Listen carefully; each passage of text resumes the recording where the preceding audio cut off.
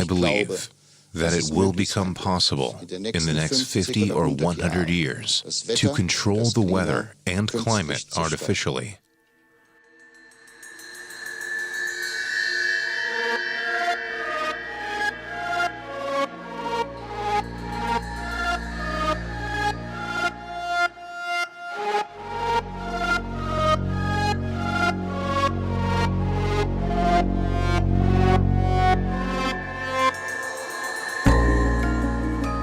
Tomorrow, the sky won't be a deep blue anymore. There will be more and more serious clouds. The contrails from airplanes will also become longer, and this indicates that warmer air is coming in from high altitudes.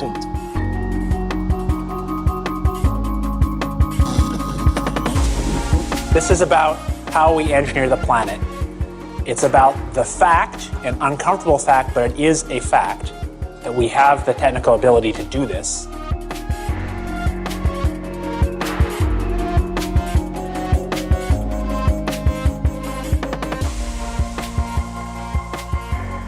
That's me, after 6 years of work on this film, over 40 interviews in 10 different countries, and thousands of hours in front of the computer. It all began in 2008, after I realized that increasingly jet trails are extensively covering the sky and the sun.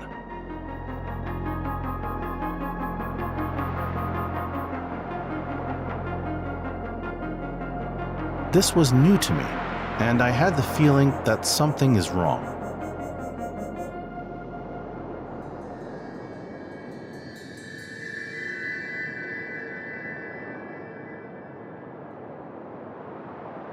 Contrails form everywhere, where planes fly.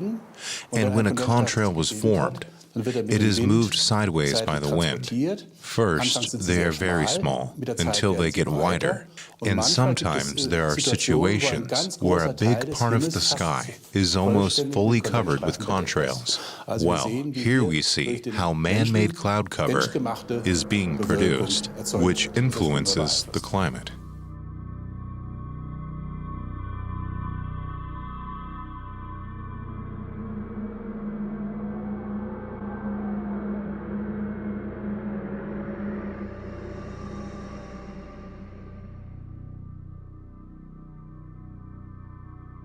In the internet, I read that these trails are not contrails, but chemtrails. Trails of toxic chemicals, such as aluminum, barium, and strontium.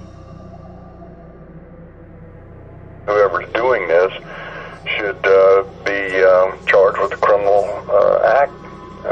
This could kill thousands, if not millions, of people.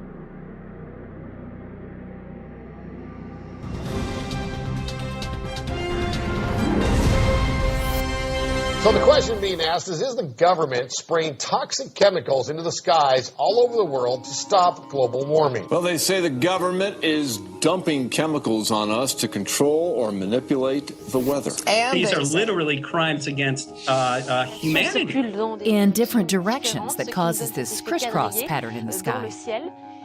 Are they passenger planes? Are they military planes or commercial flights that are leaving the trails? We don't know. It produces a cirrus, which finally blocks out a small part of the sunlight.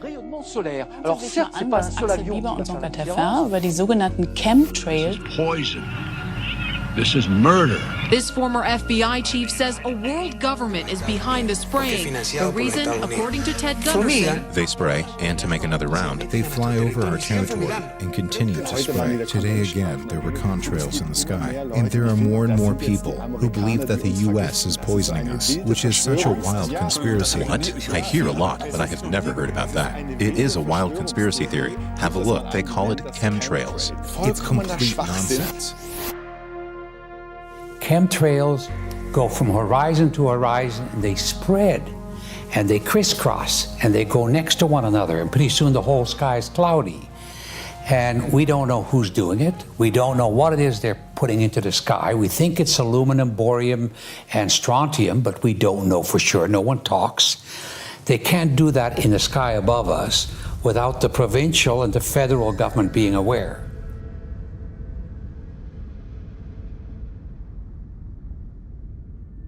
I believe this hearing marks the first time that a congressional committee has undertaken a serious review of proposals for climate engineering. That is not surprising because this is a very complex, controversial subject that has had little formal debate in the United States. Geoengineering carries with it a tremendous range of uncertainties, ethical and political concerns, and the potential for catastrophic environmental side effects. But we're faced with the stark reality that the climate is changing, and that therefore we should accept the possibility that certain climate engineering proposals may merit consideration. Solar radiation management methods, which you could also call sunlight reflection methods, seek to reduce the amount of climate change by reflecting some of the sun's warming rays back to space. Preliminary research suggests that we could rapidly and relatively cheaply put tiny particles high in the stratosphere and that this would cause the Earth to cool quickly.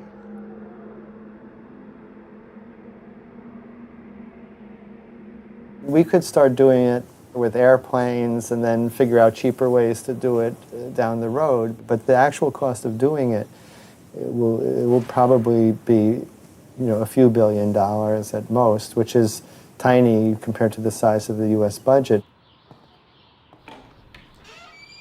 Wow. To save the climate with pollution?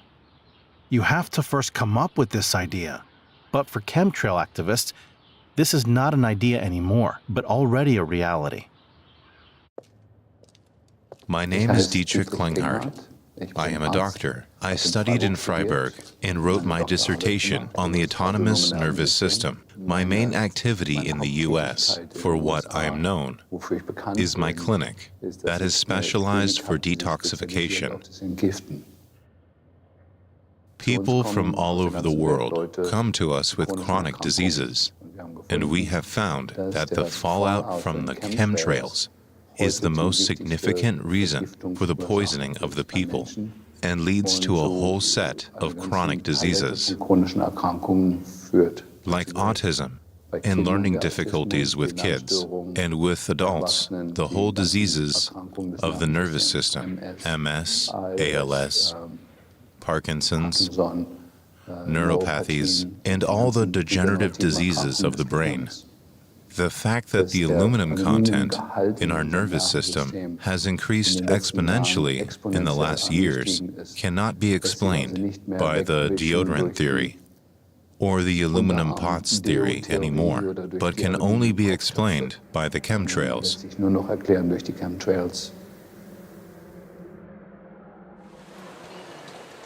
arrivons à Bâle, gare terminus.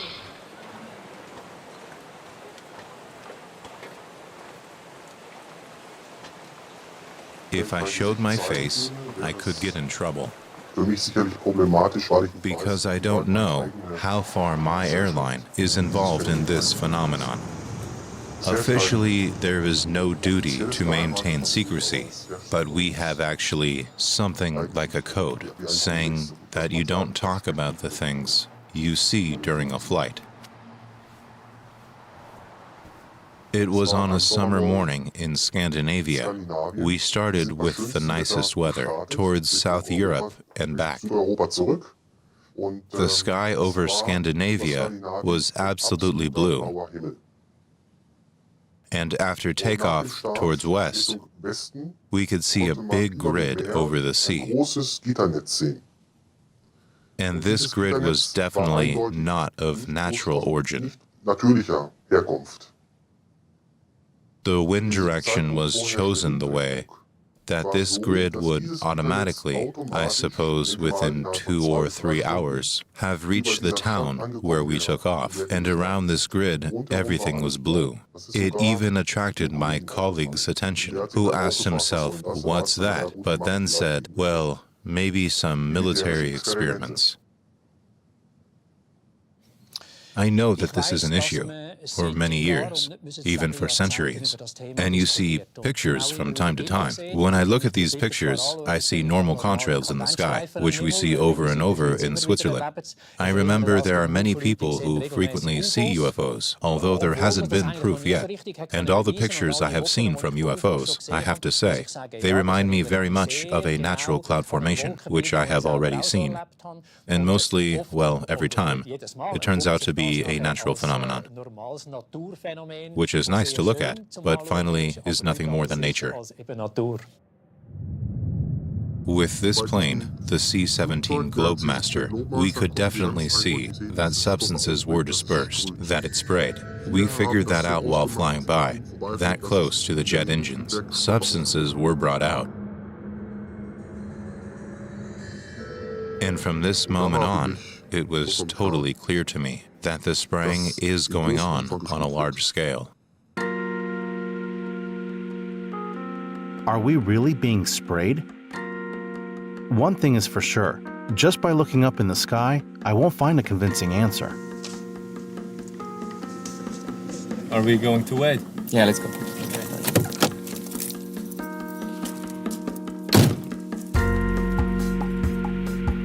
We went to meet Henry Schurch, a pioneer in skydiving, founder from Swiss Boogie, and specialized in high-altitude flights.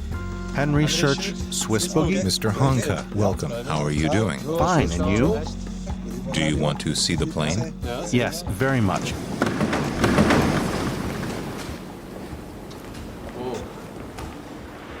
Here's the plane.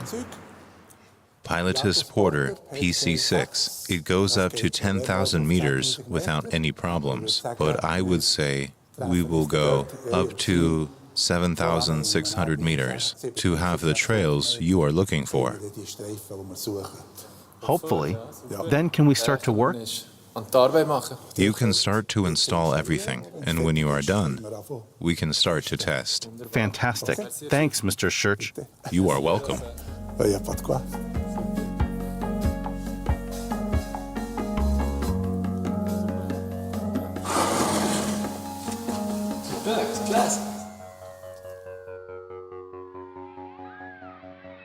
In the last 6 weeks, our Facebook group, which is called Chemtrail's Global Skywatch, has been attacked by trolls and shills. And in case you don't know what a shill is a person who is hired usually by a government or a government contractor to go online and create fake Facebook accounts, fake blogs and websites, and spread disinformation. And they talk about chemtrails and geoengineering being a conspiracy theory and having no truth behind it.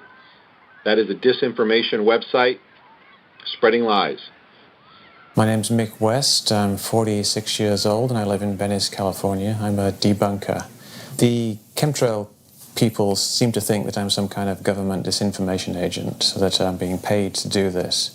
But really, I'm just doing it because it's a hobby of mine. I started out just because I was interested in contrails. I'm actually retired. I made a reasonable amount of money in the video game industry. I part-owned a company called Neversoft, and we did the Tony Hawk series of video games. So we did very well there, and so I retired quite a few years ago, and I've just been having a lot of spare time since then. So I don't need the government to pay me. I'm just doing it because I find it fun and interesting. But I think it's becoming increasingly important to show that conspiracy theories are incorrect because they're getting in the way of dealing with real problems. There's real problems with climate change and pollution that people aren't addressing them because they think the chemtrails are happening, and so it distracts away from real problems. So I think if I can show that chemtrails are not real, it will help more people move on and actually address these other problems.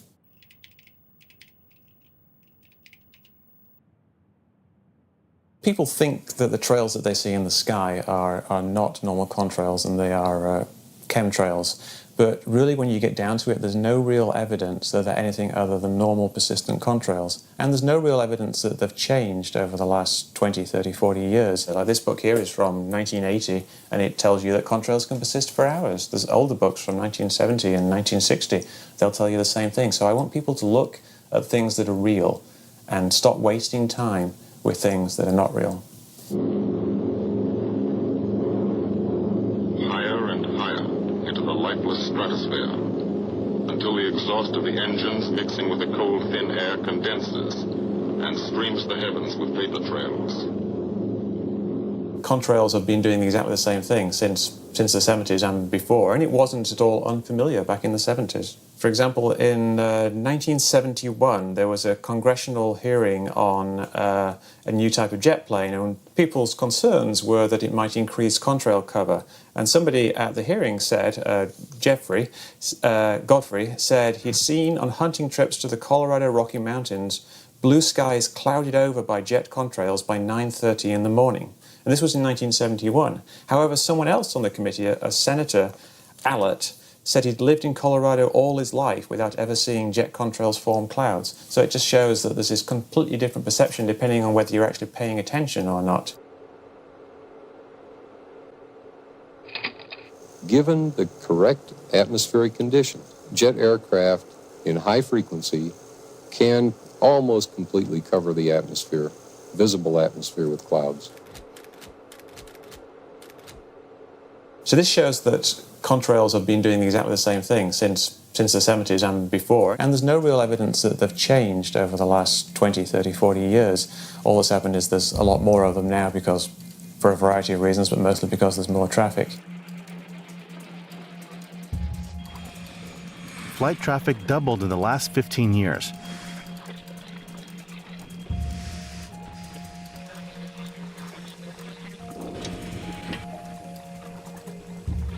Every second a plane takes off somewhere in the world.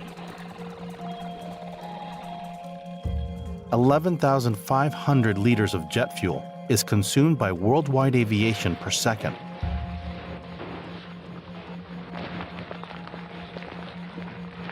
And in 20 years, flight traffic is expected to double again.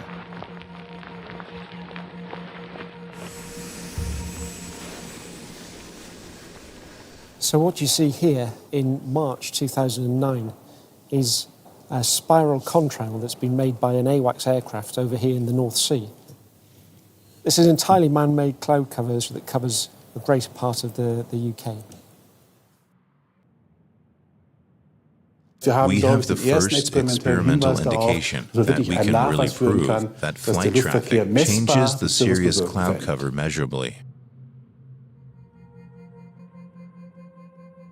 2011, I read in the biggest Swiss newspaper, contrails are real climate killers. A study from the German Aerospace Center found out that man-made cloud cover by flight traffic has a bigger impact on global warming in one single year than all of the CO2 emitted since the beginning of aviation.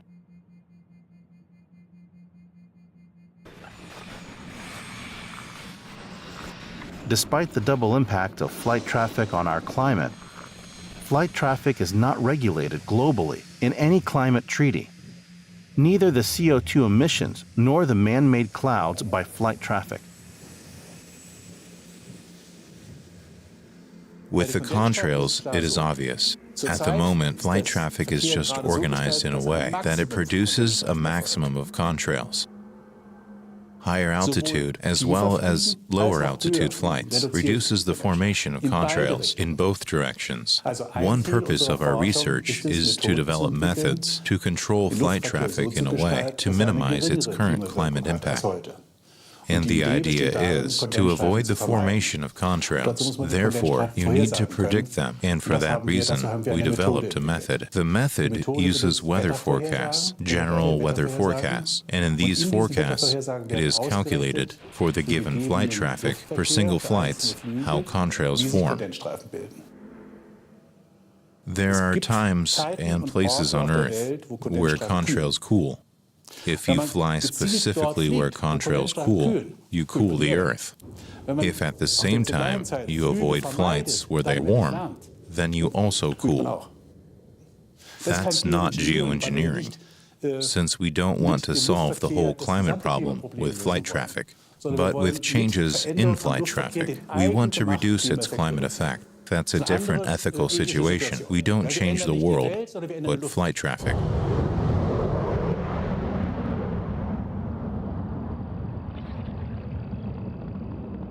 Not all planes which are flying form contrails.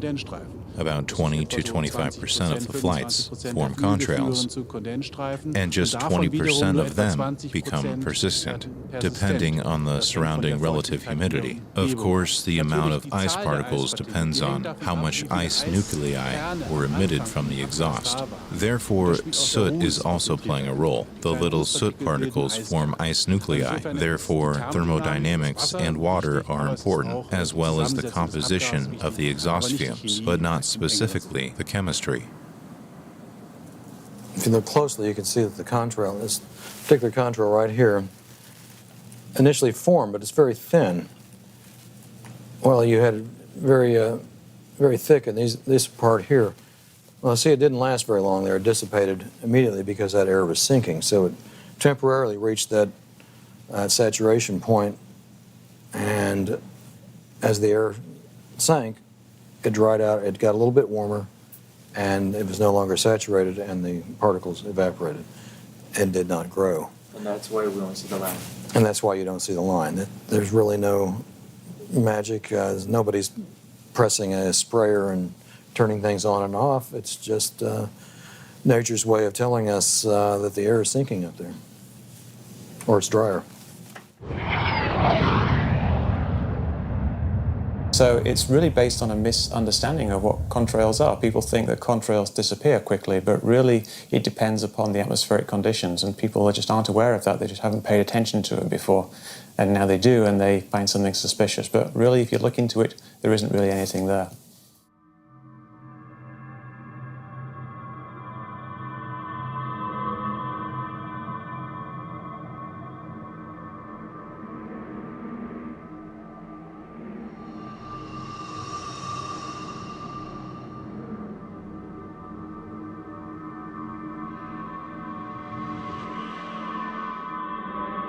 My name is Clifford Carnicum, and I'm acting as an independent researcher in this work. I worked 15 years for the federal government in 3 different agencies in technical fields, including Department of Defense, field called Geodesy, which is gravitational modeling, and also work in computers, sole proprietorship.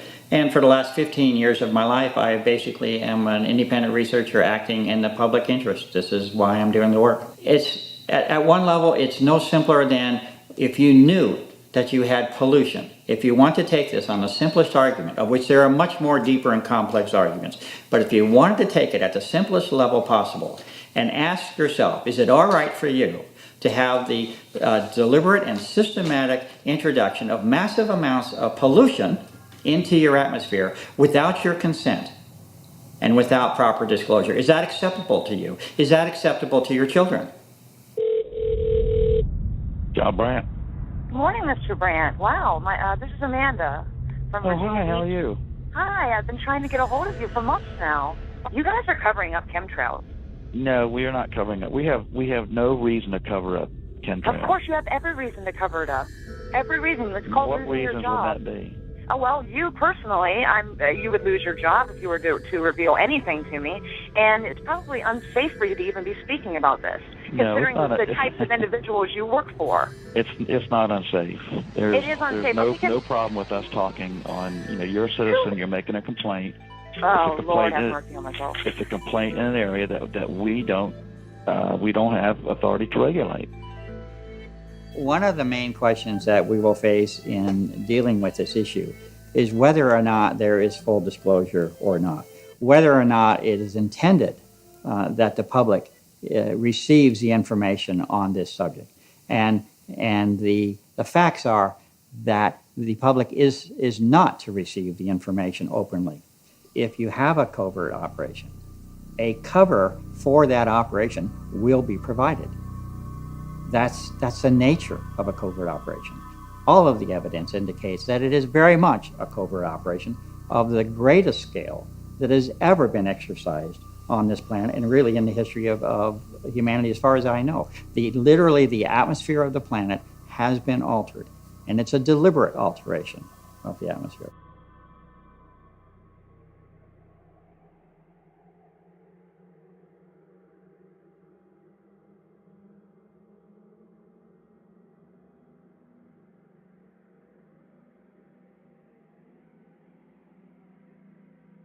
This is a global operation and it affects everybody and every living thing. So this is that important.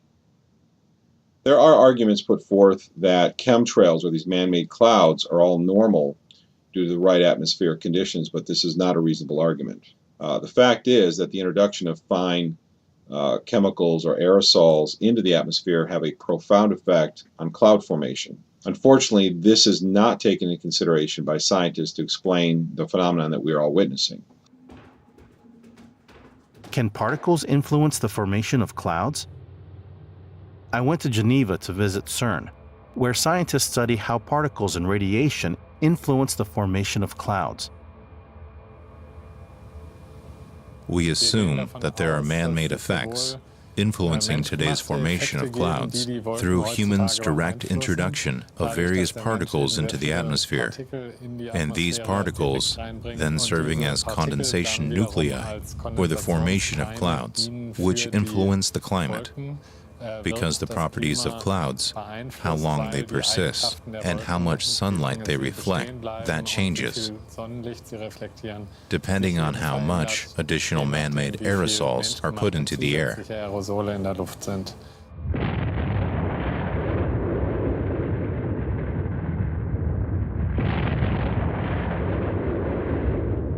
The Soviet climatologist Mikhail Budiko had the idea of imitating what volcanoes do and putting sulfur particles in the stratosphere, and this was around 1974.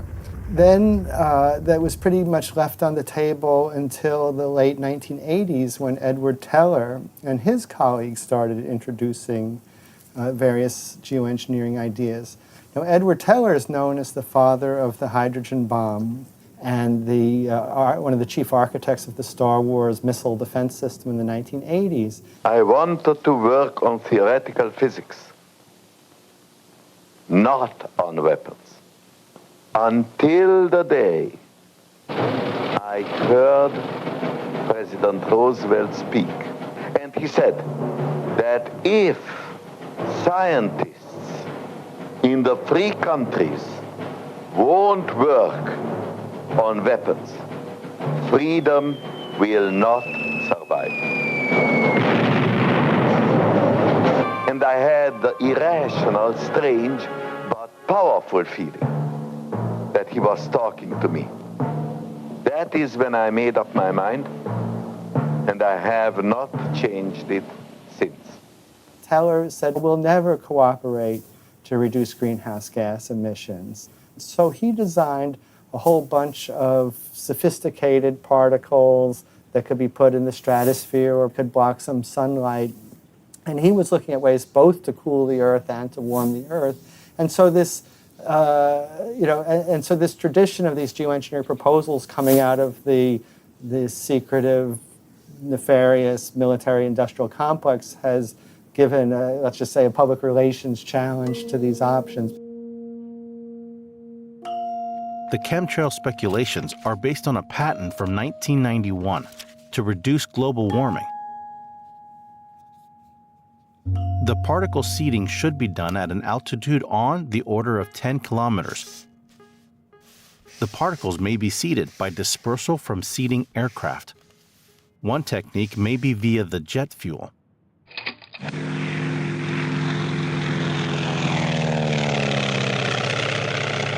Mechanically, it's not so complicated. Step up here and I'll show you. See this little trigger here? That's a part of the pen we write with. When the trigger is pulled back, it opens a valve which permits chemicals to shoot out into the exhaust pipe. The exhaust pipe, being just about red hot, heats up the chemicals and makes the smoke you see from the ground.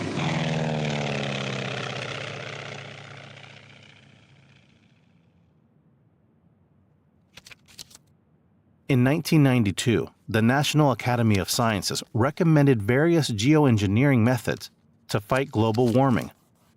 One proposed method to reflect sunlight was to maintain a cloud of dust in the lower stratosphere by the use of aircraft.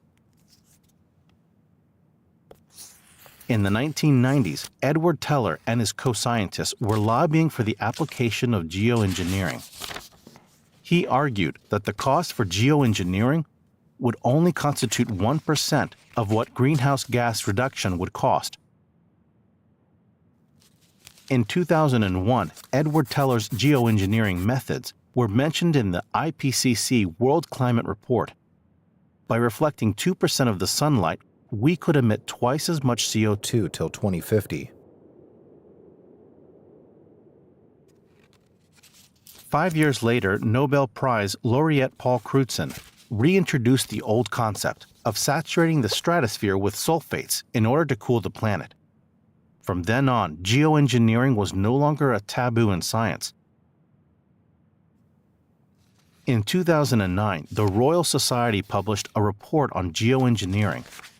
The foreword states that if CO2 reductions achieve too little too late, then there will surely be pressure to consider a Plan B to counteract the climate effects of greenhouse gas emissions by geoengineering.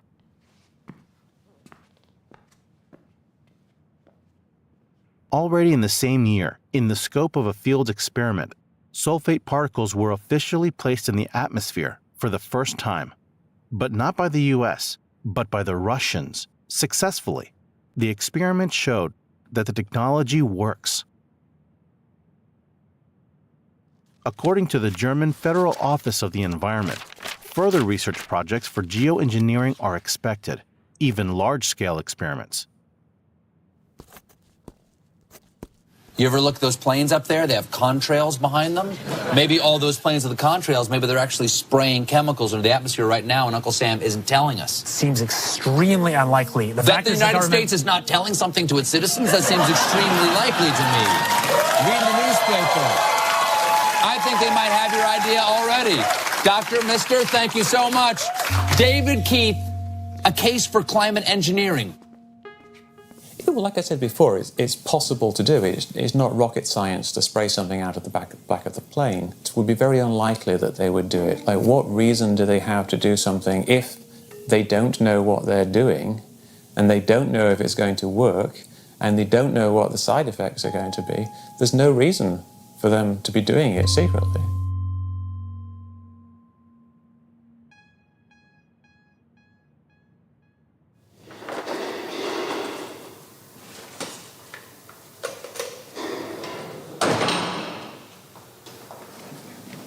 Hi. Hi, Eve. Hello, Mathis. How are you? I'm fine. Great. You brought the filter holder and the filters, didn't you? Exactly. They are in here. Here we have the two filters. One is the blind sample, and the other is the one which the air will pass through. Okay, no air will pass through this filter? Correct. This will also go all the way up. It will be placed in the plane and be flown, but no air will be passing through it to see what is really in the air. The filters are already mounted in the lab. We place them in the holders. In between here, they are hermetically sealed. The air will be absorbed here. Great. Then we have to put it right here. Exactly. The tube is cold resistant, down to minus 60 degrees. That shouldn't be a problem. Here's the pump that absorbs the air. And here is a flow meter that shows us exactly how large the air intake is. And here we have the energy supply, since we don't have a 230-volt plug in the plane. So I can put the plug into the inverter and link it to the car batteries, and then we'll be fine. Great. That looks good. Then I propose that we move the equipment aboard the plane.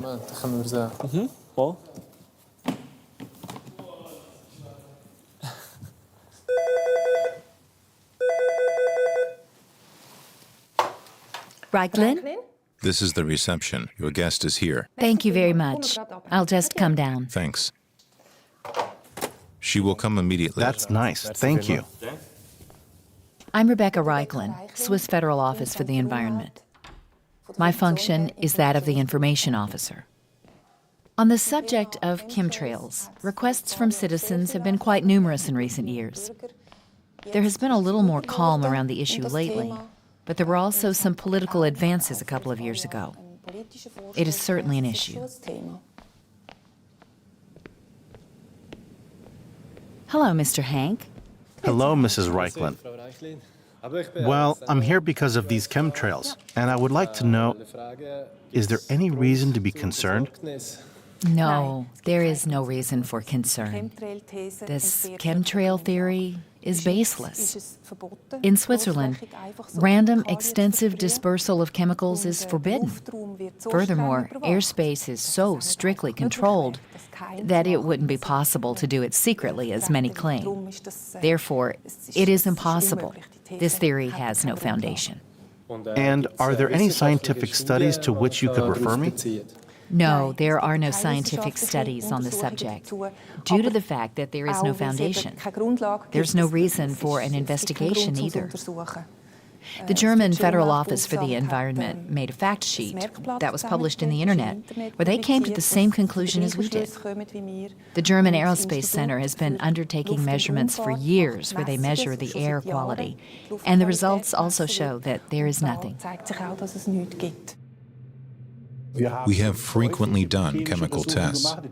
In this case, nitric oxides, nitric acid, sulfates, and soot particles. Also, organic compounds were tested, and we tested the whole particle range, from nano-sized particles to 100 micrometer-sized particles, and the ice-water concentration, and the characteristics of cirrus clouds through in situ measurements with measuring devices that were either installed on the wings of the plane or in the aircraft's fuselage. Have you ever looked for aluminum, barium, or strontium during your tests? We didn't look specifically for aluminum, barium, or strontium because we do not know how these substances should get up there. Therefore, we haven't found them, but we wouldn't expect them to be there either. I was really surprised. The German Aerospace Center didn't test for the suspected chemicals. The chemtrail conspiracy, I don't frankly believe at all. Do you know a study where aluminum and barium were directly tested out of a contrail? No, I don't know any study like that. I would say it's not done. I cannot prove that it's not done. None of the leading institutions for contrail research did any testing for the suspected chemicals. While official authorities, the media, NGOs, and politicians, in terms of chemtrails, all refer to these institutions, it is hardly a surprise that from official side there are no indications of chemtrails, whereas chemtrails have not been disproven either. We also have a measuring network called Nobel that measures the air quality all over Switzerland. The chemical composition of fine dust is routinely evaluated by Nobel. Individual components are continuously determined. We limit ourselves to individual components that are of special interest in terms of air purity. Aluminum and barium are not measured within the normal monitoring. We conducted 2 extensive studies to determine fine dust sources. We undertook a study in 1998-1999 and repeated this study 10 years later at different locations. We conducted a detailed chemical characterization of fine dusts. In cities, the aluminum content is slightly higher than in the countryside because there are additional sources, such as construction sites or the swill of dust from road traffic. With barium, we see a quite clear difference between cities and rural areas. Barium is an element which is emitted by traffic, not through the exhaust pipes, but rather by abrasion particles, for example, by the abrasion from brakes. Barium concentrations are significantly higher along traffic routes than in other suburban or rural areas. With flight traffic as a source of emission, we actually had to expect at ground level that spatially these emissions would be homogeneously distributed, but then wouldn't expect any strong differences between rural and urban locations if flight traffic was a main source. eine Hauptquelle wäre. We have neither the imperative nor any reason to measure the substances mentioned in this theory, simply because there is no indication that there's any probability of the theory being correct.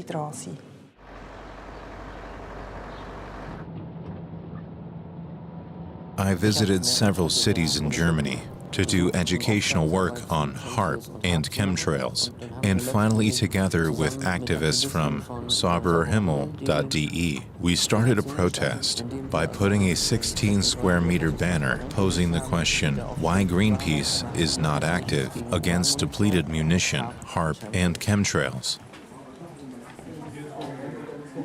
We have asked meteorologists and leading experts in these fields about chemtrails, and there was a consensus that they do not exist, that they are typical contrails.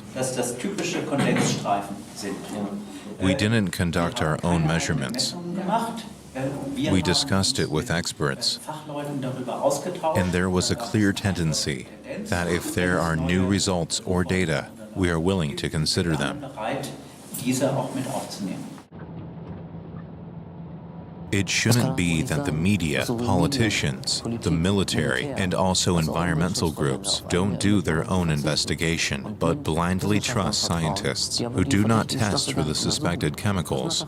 That doesn't make any sense.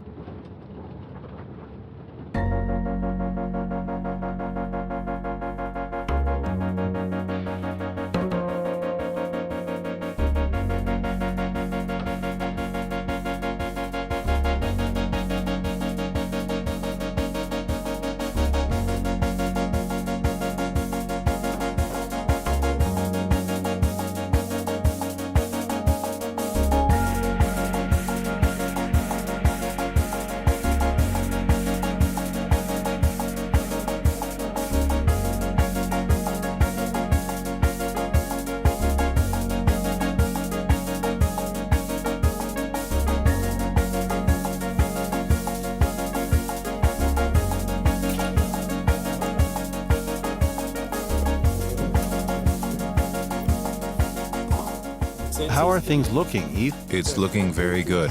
This filter is mounted. Cool. Yeah, it's fixed. And after the flight, we can easily dismantle it, put it into a bag, and then I can take it back to the lab, where we can analyze it. Perfect. Because someone has a patent, we're going to go out and ask someone to spend thousands, maybe millions of dollars on an aircraft program to go search for aluminum. No, it just doesn't make any sense. I've interacted with chemtrail believers since about 1999, and I believe this coincided with an experiment we had in 1996 called Success. One of the things we were looking for was to fly through contrails to study the ice crystals formed in the contrails and see how they change with time as the contrail grows. We realized then that, yeah, there's a lot of spreading going on from these contrails.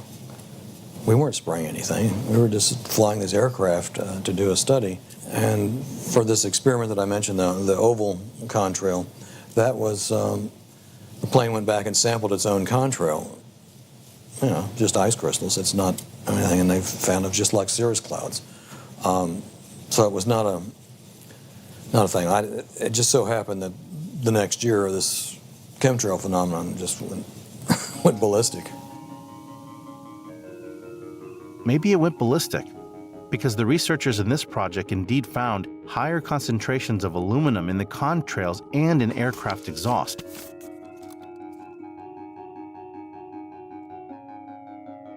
As early as 1994, scientists frequently detected barium, aluminum, carbon, and titanium in the vicinity of cirrus clouds over Colorado and Wyoming. They suggested that these elements were related to air transport sources. I asked myself, why were they looking for aluminum and barium back then, but not anymore since then? It is obviously not that absurd for these substances to be found at such heights. Sauberer Himmel. a German organization of chemtrail activists conducted 74 rainwater tests all over Germany. 43 of the samples contained aluminum. 54 of the samples contained barium.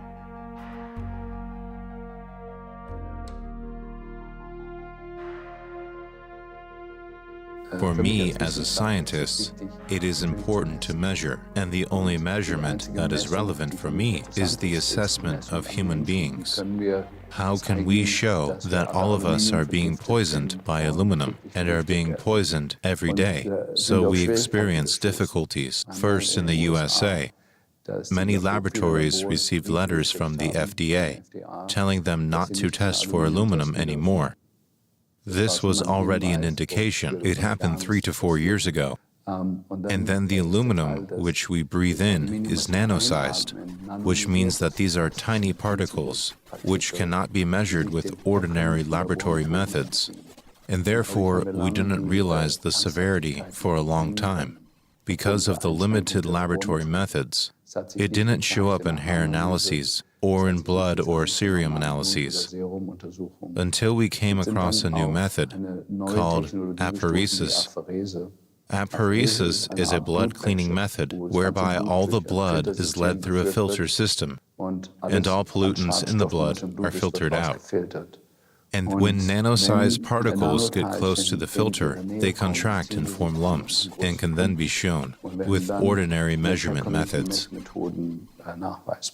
Well, what we have found, we have sent over 200 patients overseas from the US, is that the aluminum content, namely the total physical stress from aluminum, is 100 times larger than from all other metals.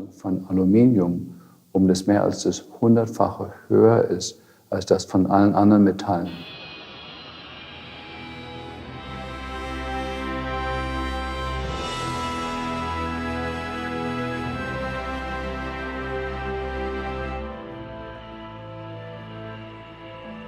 My first real stop for the film was in Mount Shasta, and Mount Shasta is in Northern California, and it's far removed from any industry. So literally there should be very little metal. Although aluminum is very abundant in the earth, it is not supposed to be an element in free form. So what they had found, for instance, Mount Shasta, which normally should have about 7 parts per billion of aluminum, they found 61,100 parts per billion aluminum. And that's thousands of times higher than normal amounts. It's no proof that the aluminum comes from these jet contrails. What can you say about that? Well, you know, I beg to differ. I believe that it does prove. If there's a helicopter 30 feet above your house and they're dumping something out that's falling on your house and you test that substance and you find out that it's very toxic, I mean, how could somebody deny really what's going on? So, yeah. And if it didn't come from the aerosol spraying, where did it come from? So far, nobody has been able to prove that they've come from anywhere else. Well, what it looked like was just like cotton candy. It's quite. It goes quite hard, if that makes sense. And if you listen to it, it rips. It's got a Velcro sort of a sound to it. They come in nanoparticles, and those particles make up what they call an array, meaning they go in a straight line and they connect. La Côte d'Azur, sun, beach, and holidays. But not for me. I followed up on a phone call from a French-Italian activist.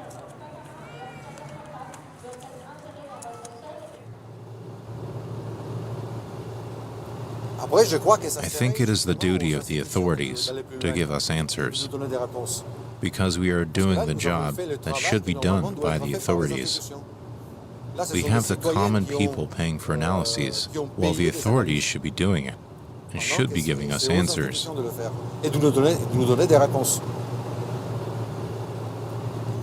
So far we have analyses from the rain, from the soil, but how to make the link to the planes? Therefore, what Bernhard gives us is exceptional. My name is Bernhard Tellies. I'm now a 70-year-old man, and I'm specialized in inorganic chemistry. In 1991, I created this company called Analytica with the hope of doing something for the protection of our environment. At the end of last year, in 2012, I received a call from a lady by the name of Evelyn Dumas, who lives in the center of France. And she told me an incredible story of filaments falling from the sky. I was a little surprised and doubtful, but I said yes. If you send me the filaments in sufficient quantity, I can try to analyze them. And the whole adventure began.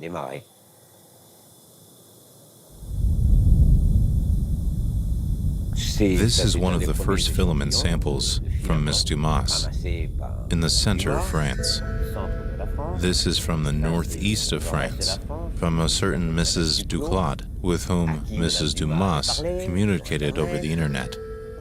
This here is from the Lumpkin family, from another corner of France. And this here is from Mrs. Laxonaire, not far from here on the coast. After a month, I realized that the problem is serious. 4 different people from 4 different corners of France talking about the same thing, and who send me samples which seem very similar. I analyzed these 4 samples. I wrote a report that was, in my opinion, very profound, substantial, and precise. I still have some samples, and I'm willing to share them with my peers. I discovered that all contained a category of compounds known as phthalates. Today, 80% of all plasticizers used worldwide to produce PVC are phthalates. This big family of chemical compounds is divided into 3 major groups that differ in the length of the molecular chain, each with its own function. Phthalates with a very short molecular chain are typically used as solvents, whereas the others are used as plasticizers. Long phthalates are not harmful chemical substances and can be safely utilized. Short phthalates are classified as toxic to reproduction, and its reutilization is strictly controlled.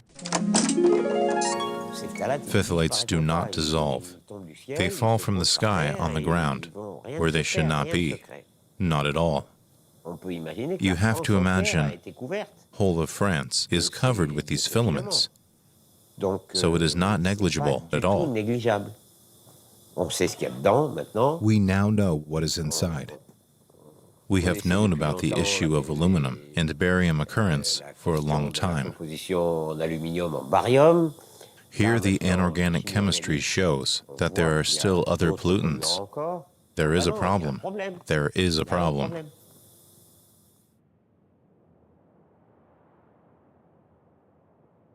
The actual work is much more serious than we'd like to admit, because it indicates that the general population is subject to this. There are a host of serious health issues that are implicated most directly with the research. And the research is indicating an exact match and correspondence between the nature of the physical materials I'm speaking of, in particular the filament material that I spoke of earlier, an exact match between that environmental type sample and samples which come from the human body as well as cultures.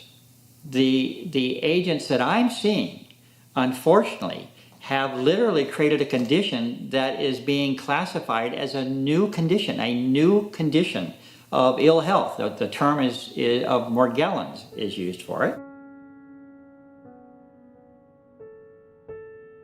My name is Roswitha, and I live here at Lake Constance. And I have come down with Morgellons for 1.5 years. It starts with tingling and itching of the body, and after a while you can see that out of the fingers, for example, or out of other parts of the body, the fibers are coming out of the skin, plastic fibers. It's terrifying when you see that. you don't know what it's all about and how it works, and you feel totally sick.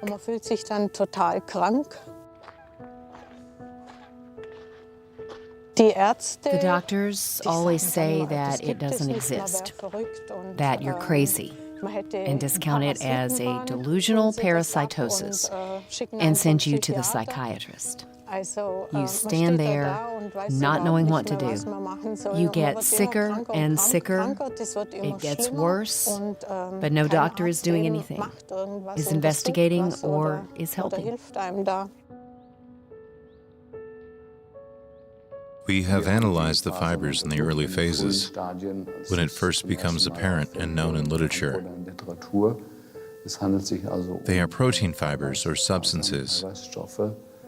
Earlier it was assumed that they were parasites, but we didn't find any DNA in them, a sign that it is something organic.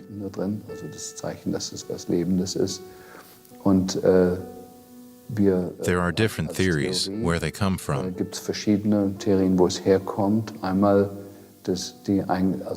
The fallout from the chemtrails consists of plastic nanoparticles, which are coated with aluminum, titanium, and barium. We know this because we had it analyzed in a nanolab. Every environmental authority could spend their money on that and make the identical assessment for about 10,000 euros. We suppose that the inhaled plastic particles are the cause of the Morgellons disease.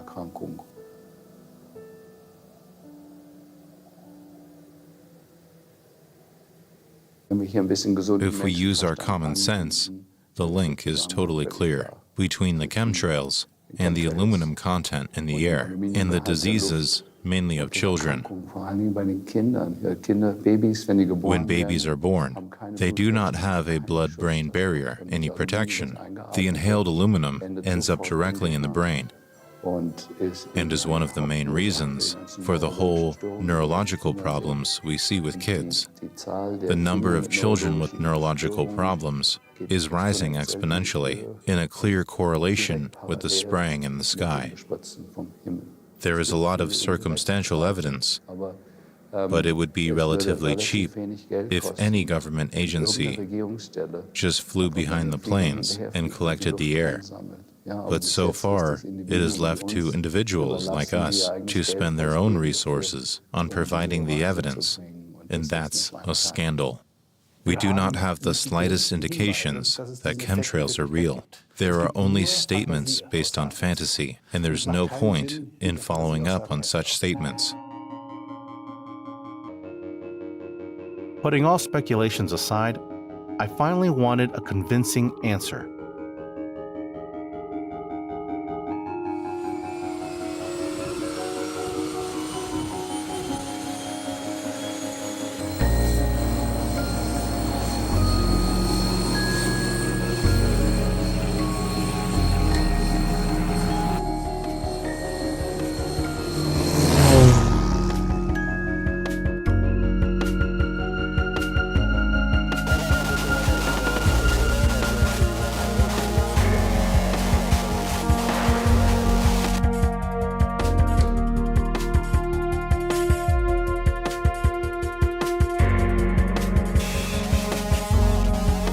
Fly into this trail would be good. Yeah, but it is higher than 2,000 feet. We check if that's possible.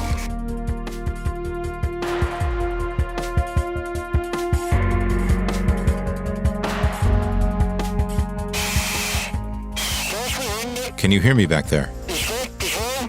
Do you feel comfortable? What are we doing if we can't get higher? Then we go down. Then everything would be a waste of time. It is even higher than 25,000 feet. Can we go higher? Just 1,000 feet. Let's check what's happening.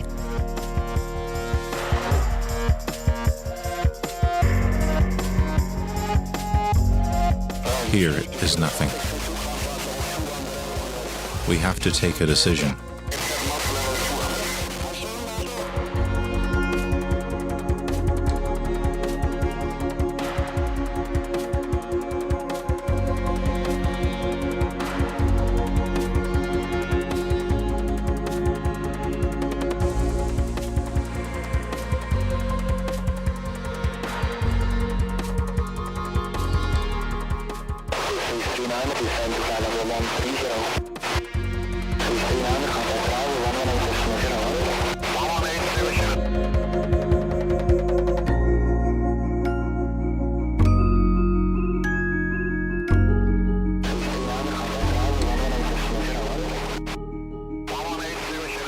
Shit, we missed it by 1,000 meters. We have to get higher somehow.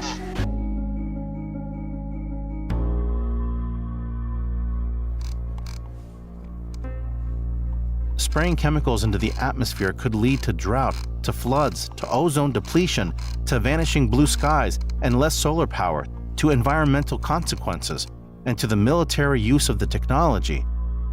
But it might also save the planet. The Princeton mathematician Johnny von Neumann, in an article called Can We Survive Technology, wrote that climate control through managing solar radiation was not necessarily a rational undertaking. In his opinion, climate control could alter the entire globe, shatter the existing political order, merge each nation's affairs with those of every other, and lend itself to forms of warfare as yet unimagined. He compared climate control to the threat of nuclear proliferation. But if a powerful country decides our national interest is at stake and it's an existential issue for our country, so we need to do this, so we're going to do this. Our war on terror begins with Al-Qaeda, but it does not end there. We saw the United States do that in the invasion of Iraq, where you had the whole UN framework with weapons inspections, and then one country says, well, look, we think it's a national threat, we're going to go do this, regardless of what this international agreement says. And I think the same problem will arise again with these geoengineering options.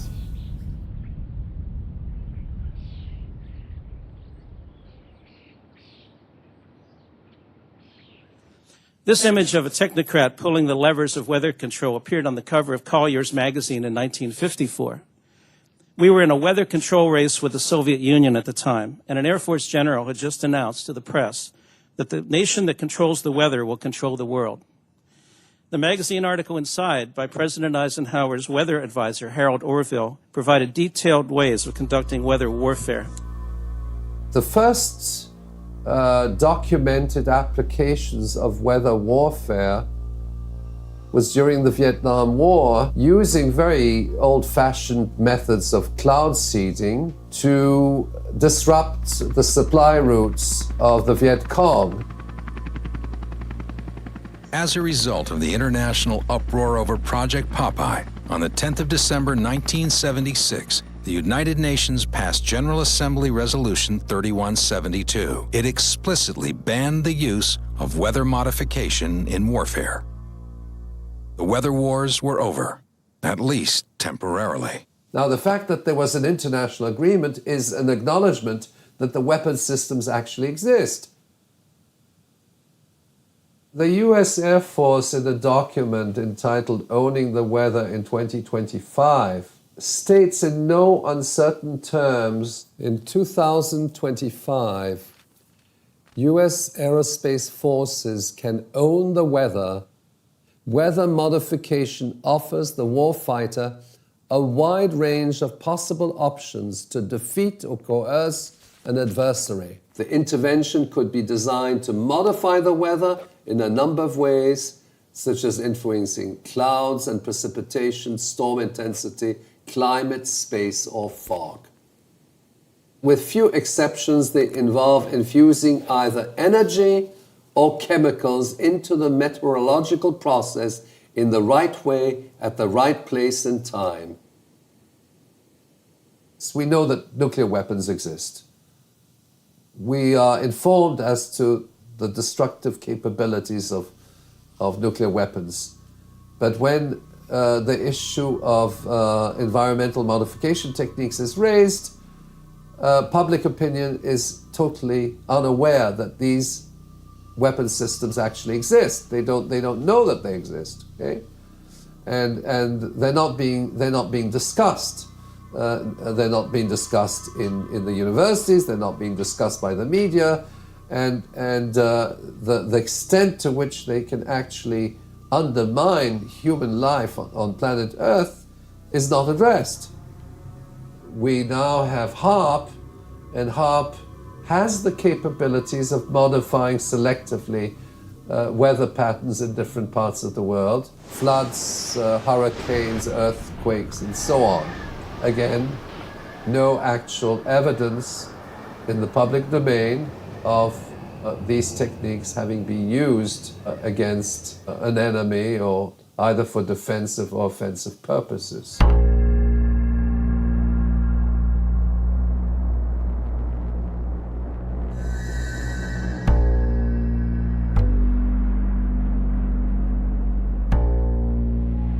No nation, however large or small, wealthy or poor, can escape the impact of climate change. Rising sea levels threaten every coastline. More powerful storms and floods threaten every continent. More frequent droughts and crop failures breed hunger and conflict in places where hunger and conflict already thrive.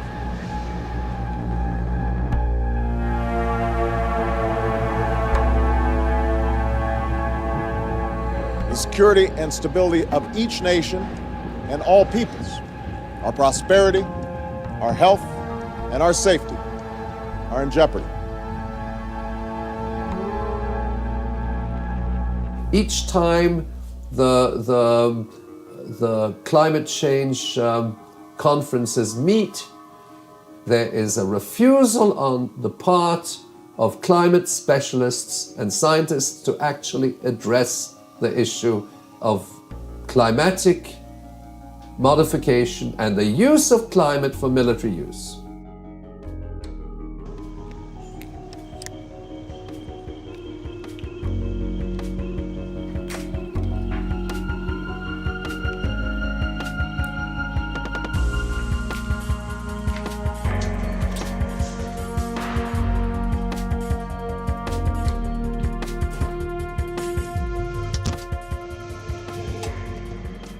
We can discern that in the sample of air where we collected the 14 liters, there is a signal of barium, which is 10 times higher than the blank value. And we can clearly see a difference there.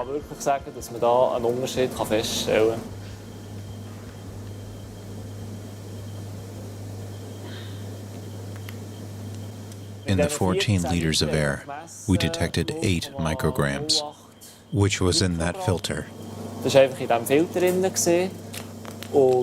if you calculate that, then you are approximately at 5 micrograms per cubic meter.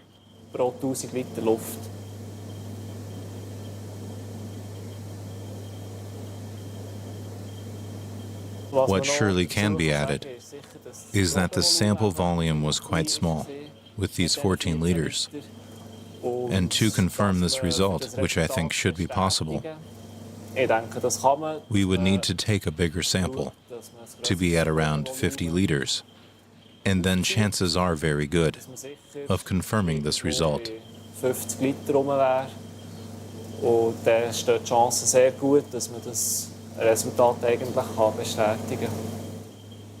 Finding barium despite such a small sample, even in this low concentration, surprised me. Because barium does not naturally occur in this altitude.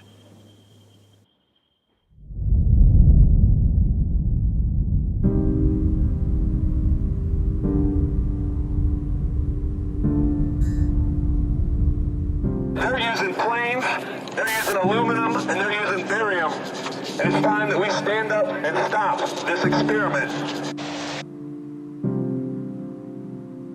This is about our life.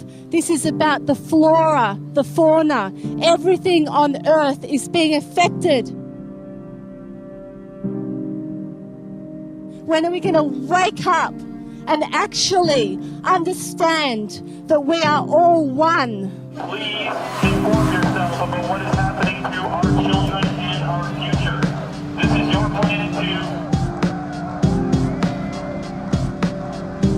too. All of those who don't believe, all of those who are critical of this issue, understand that there's a whole growing army of us out there, and we are attempting to warn the public.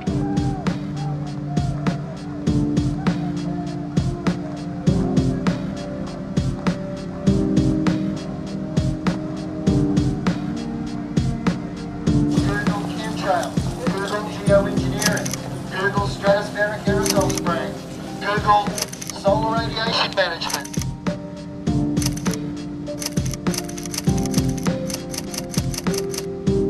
So let's save mankind. Let's save this planet before it is too late. This needs to stop. I just want the blue sky back that we used to have in the past, and not such white skies like we have currently. It's our sky, it's our sun, it pertains to everyone, you know what I mean? We need to be aware of this because it's death from above.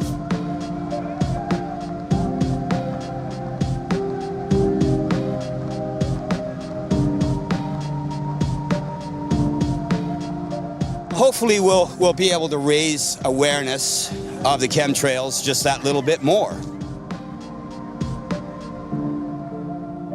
And we are human race that requires the sun, requires the earth, requires water, and requires air for survival.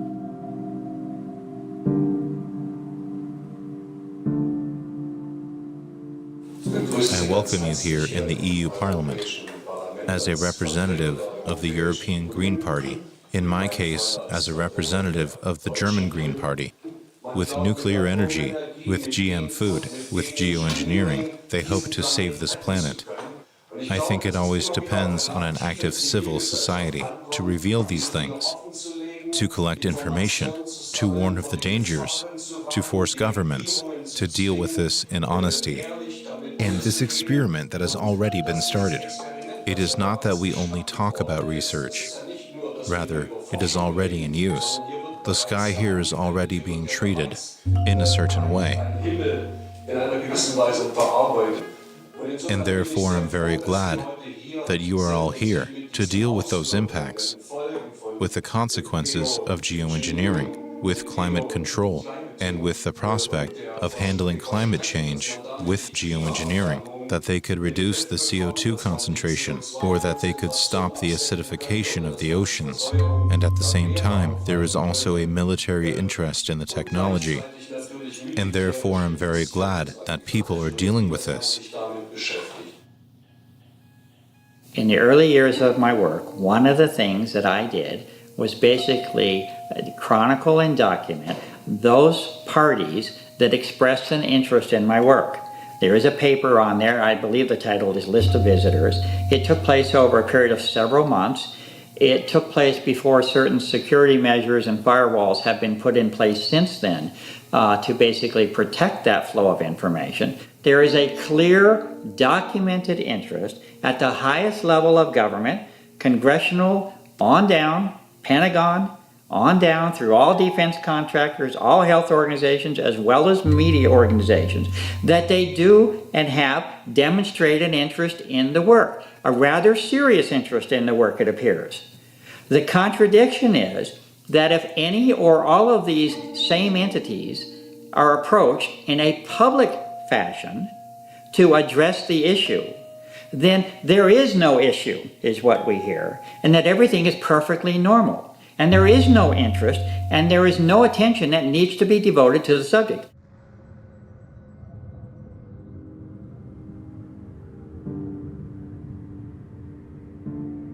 If those that have been called upon to respond to the need for investigation and inquiry and relief fail in their duty and obligation, then we as citizens must assume that role to the best of our ability, because we are stewards of this planet. We don't own this planet. We must care for this planet.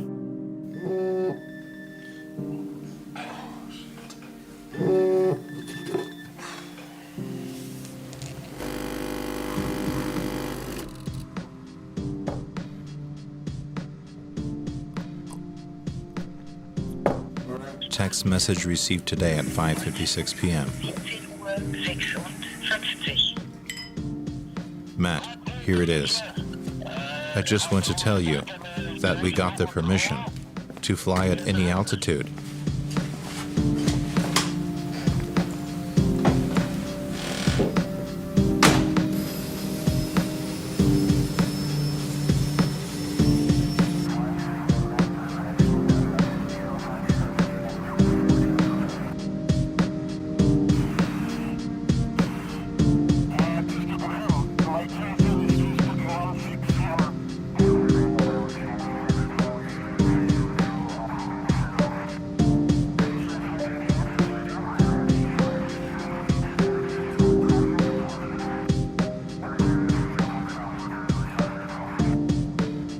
Ladies and gentlemen, I welcome you to this info meeting.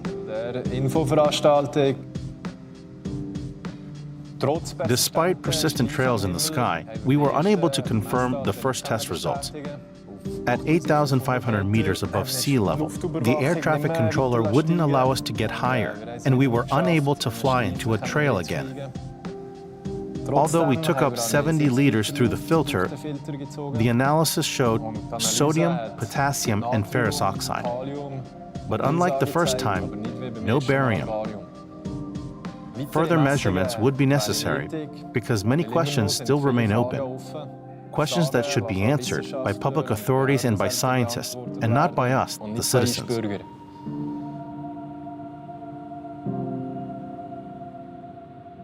What we know is that the phenomenon is real, and the question is, do we still want a man-made covered sky on allegedly sunny days? As for myself, not for a moment more. Therefore, I think it is time for an official and independent scientific investigation.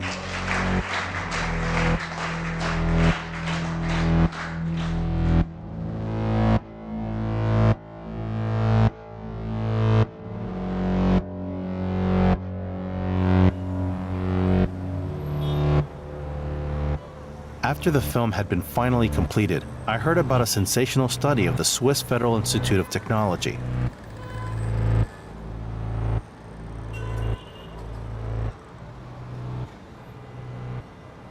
My name is Ulrich Lohmann. I'm a professor for atmospheric physics here at the Swiss Federal Institute of Technology, and my special field is clouds. We know that flight traffic is growing by about 5%, and because flight traffic increases, it is also important to perform measurements of aircraft engine exhaust. We know that aircraft engine exhausts contain soot and particulate matter, but we actually wanted to know the chemical composition, and such measurements are very rare. 2 years ago, we had the possibility to measure aircraft engine exhaust at Zurich Airport, together with the Federal Office of Civil Aviation. And there, we could basically measure the chemical composition of aircraft engine exhaust from certain turbines. And what we found were mainly soot particulates, pure carbon that is also emitted by cars. But we also found metals. In the aircraft engine exhaust, we detected 16 different metals. Among others, we also found aluminum and barium. And as I said, they come from the kerosene, from engine lubricant oil, and aluminum can also come from the turbines.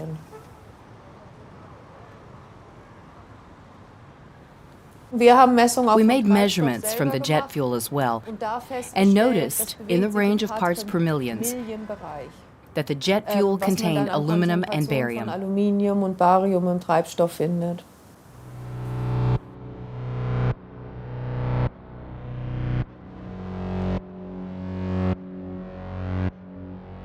Aluminum and barium in the jet fuel?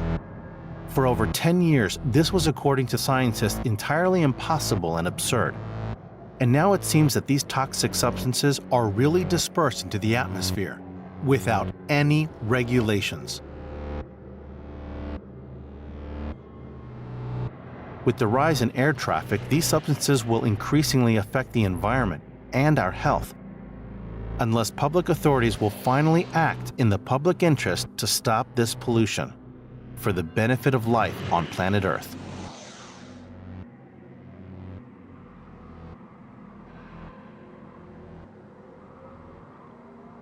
It is in any case urgent to regulate aircraft engine exhaust.